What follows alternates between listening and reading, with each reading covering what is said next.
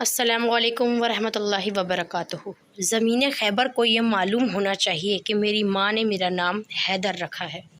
حیدر یعنی حملہ کرتا شیر، اور وہ شیر جو ہر ایک کو چیر دے۔ اور مرحب یہ سن کے کانپنے لگا۔ اس کی ماں قلعے کی نجومی تھی۔ اس نے کہا تھا کہ جو تجھے مارے گا اس کا نام حیدر ہوگا۔ تو کسی سے بھی لڑنا، کسی سے بھی جنگ کرنا، لیکن حیدر نام کے شخص سے کبھی لڑنا مت۔ آج اس ویڈیو میں ہم ایسے جانباز سپاہی اور بہادر جنگجو کے بارے میں بات کریں گے جن کا نام سنتے ہی ہر مومن کے خون میں روانی آ جاتی ہے، جسے تاریخ اسلام حیدر کرار، شیر خدا، مولا علی ابن ابی طالب کے نام سے جانتی ہے۔ قلعہ خیبر کیسے فتح ہوا اور اس جنگ میں آپ نے کیسی دلیری اور جانبازی کا مظاہرہ کیا، اس ویڈیو میں ہم تفصیل سے جانیں گے۔ اس ویڈیو کو لاسٹ تک ضرور دیکھیے گا۔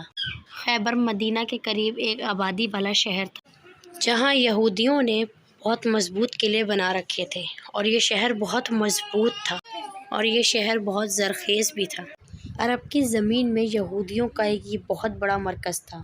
خیبر کے یہودی بہت بدکار اور فریبی تھے، جو اکثر اسلام کو نقصان پہنچاتے اور مسلمانوں کو تباہ و برباد کرنے کے نئے نئے منصوبے بناتے۔ یہ لوگ تجارتی قافلوں کو خیبر سے گزرنے نہیں دیتے تھے تاکہ مسلمانوں کا مالی نقصان ہو۔ کئی جنگوں میں بھی انہوں نے مشرکین کے ساتھ مل کر مسلمانوں پر حملے کیے، لیکن ایک دن بحکم الہی صحاباؤں کا ایک لشکر مدینہ منورہ سے ذی الحجہ 4 ہجری کو روانہ ہوا۔ اس فوج کے سپہ سالار خود سرکار دو عالم صلی اللہ علیہ وآلہ وسلم تھے۔ اس لشکر کی تعداد 1600 تھی، جس میں سے 1400 پیدل اور 200 گھڑ سوار تھے۔ جب صحابہ کا یہ لشکر مدینہ منورہ سے روانہ ہوا تو منکرین نے عبداللہ ابن ابی نے خیبر کے یہودیوں کو فوراً اطلاع دی کہ محمد نے اب تمہاری طرف رخ کیا ہے، لہٰذا چوکنا ہو جاؤ اور دیکھنا کہ ڈرنا نہیں، کیونکہ تمہاری تعداد اور ساز و سامان زیادہ ہے اور محمد اور اس کے ساتھی بہت تھوڑے ہیں۔ اور خبر ملتے ہی خیبر والوں نے نابرابر جنگ کی تیاری کر دی۔ جب اسلامی لشکر خیبر کے قریب پہنچا کہ شہر نظر آنے لگا تو سرکار دو عالم صلی اللہ علیہ وآلہ وسلم نے ایک مقام پر ٹھہر کر اللہ سے دعا کی کہ اور پھر ایک چھوٹا سا لشکر حملے کے لیے روانہ کیا، جس کا سپہ سالار حضرت ابو بکر کو بنایا۔ یہودیوں کا سب سے بڑا قلعہ قموس تھا، جہاں یہودیوں نے اپنا سارا ساز و سامان، ہتھیار اور اپنے جنگجو تیار کر رکھے تھے، اور اس قلعے کے مضبوط دروازوں کو بند کر دیا تھا۔ اور جب اسلام کا یہ لشکر اس قلعے کے قریب پہنچا تو قلعے کی اونچی دیواروں سے ان تیر اندازوں نے تیروں کی بارش کر دی، لہٰذا یہ لشکر ناکام واپس لوٹ آیا۔ پھر سرکار دو عالم صلی اللہ علیہ وآلہ وسلم نے حضرت عمر بن خطاب کو اپنا امیر بنا کر قلعے میں بھیجا۔ جب آپ اپنا لشکر لے کر قموس کے قریب پہنچے تو تیروں کی بارش ہو گئی، اور یہودیوں کے مضبوط اور دیو ہیکل سپاہیوں نے حملہ کر دیا، لہٰذا مسلمانوں کو پیچھے ہٹنا پڑا اور یہ لشکر بھی ناکام واپس آ گیا۔ اور اس طرح حضرت محمد صلی اللہ علیہ وآلہ وسلم نے حضرت سعد بن عبادہ اور دیگر اصحاب کو لشکر کا سپہ سالار بنا کر بھیجا، لیکن وہ سب ناکام لوٹ آئے اور ان کو فتح حاصل نہ ہو سکی۔ یہ آپ صلی اللہ علیہ وآلہ وسلم اور آپ کے اصحاب کے لیے ایک آزمائش کا دن تھا۔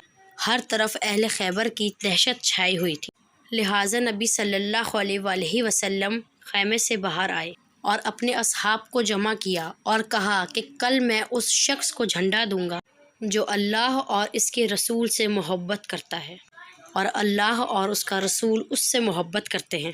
وہ شکست کھانے والا نہیں اور نہ ہی میدان سے ناکامیاب لوٹنے والا ہے، اور اللہ اس کے ہاتھوں سے فتح عطا کرے گا۔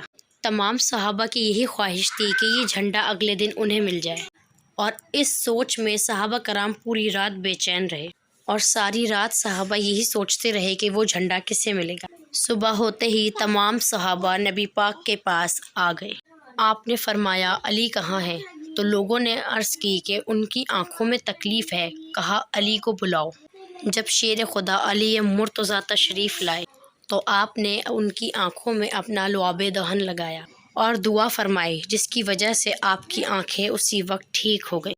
بعض روایات میں یہ آتا ہے کہ مولا علی فرماتے تھے کہ مجھے اس دن کے بعد سے آنکھوں میں کبھی تکلیف نہ ہوئی۔ آپ صلی اللہ علیہ وسلم نے اپنا پرچم حضرت علی کے ہاتھ میں دیا اور انہیں ہدایت فرمائی کہ پہلے دشمنوں کو اسلام کی دعوت دینا اور انہیں اللہ کے حقوق سے آگاہ کرنا۔ تمہاری تبلیغ کرنے سے کہ کوئی بھی شخص راہ راست پر آ جائے تو ایک سرخ اونٹ صدقہ کرنے سے بہتر ہے۔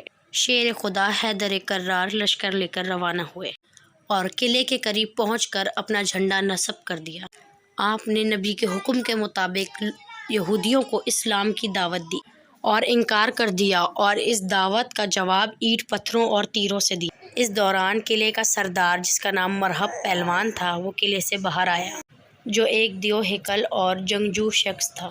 عرب مرہب کو 100 سپاہیوں کے برابر قرار دیتے تھے۔